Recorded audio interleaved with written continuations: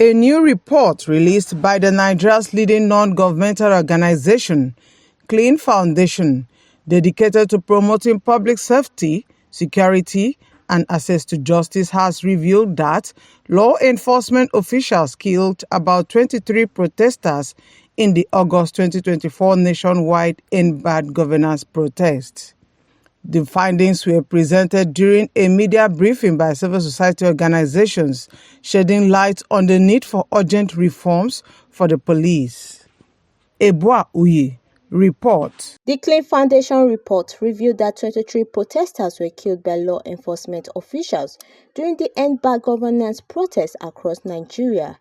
Speaking at the unveiling of the report, the acting executive director of the CLEEN Foundation called for improved training and protection measures for security personnel to ensure they manage protests more effectively. On the average, some of the security agencies did well, but some did not do well, because we also still see where citizens were molested, where also, on the other hand, security agencies were attacked. From the development point of view, to ask the government to always know that they have the responsibility to manage citizens' protests.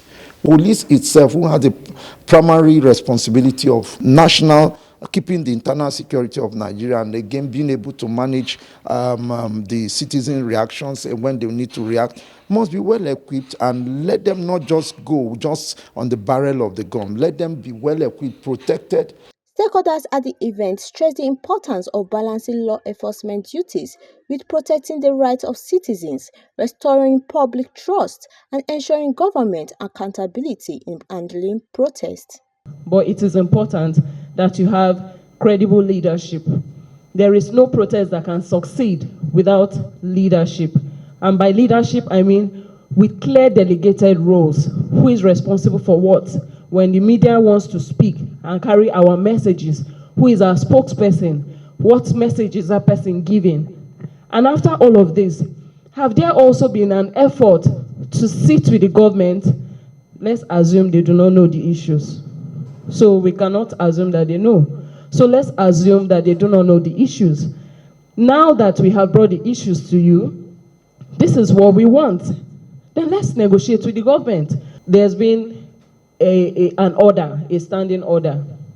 But for that standing order to work, there has to be some kind of breach of trust, which is one, you have said you want to carry out a peaceful protest, but your protesters are breaking things.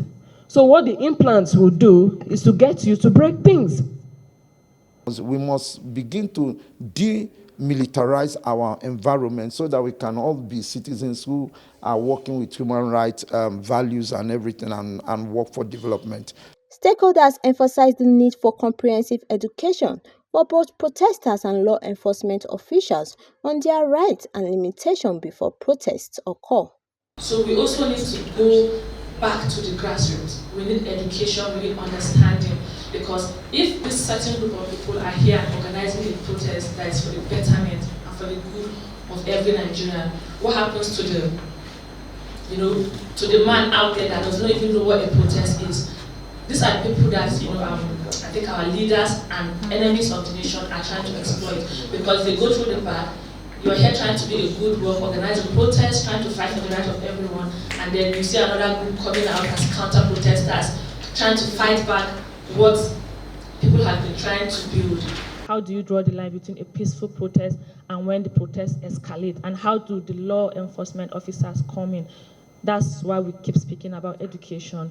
We need to train the police to know when to step in. And even when you are using force, when is it considered that that force is reasonable? Ebua Uyi reports.